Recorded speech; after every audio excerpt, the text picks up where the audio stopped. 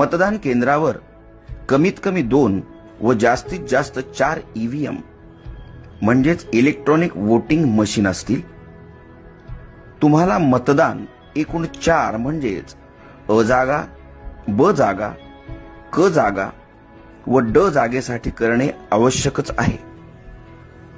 उमेदवारांच्या संख्येनुसार या 4ही जागांची आखणी ईव्हीएम मशीनवर होईल।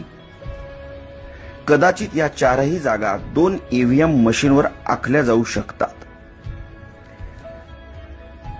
4ही जागेसाठी मतपत्रिकांचे रंग वेगवेगळे दिलेले असतील।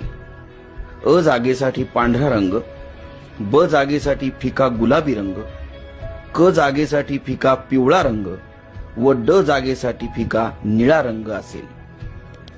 प्रत्येक मशीनवर उमेदवाराचे नाव व त्याचे निवडणूक चिन्ह असेल।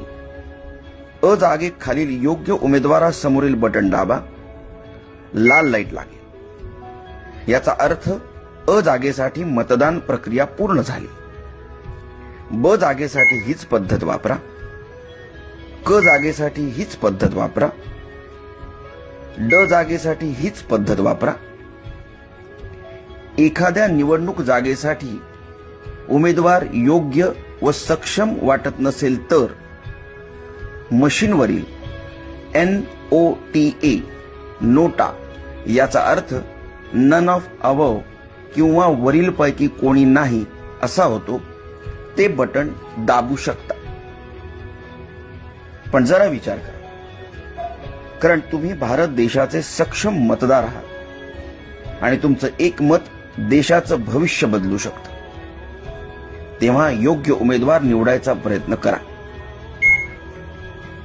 ड जागेसाठी मतदान केल्यावर बजर वाजेल, याचा अर्थ तुमची 4ही जागांसाठीची मतदान प्रक्रिया पूर्ण झाली। धन्यवाद। तुमचं मत हीच तुमची ताकद।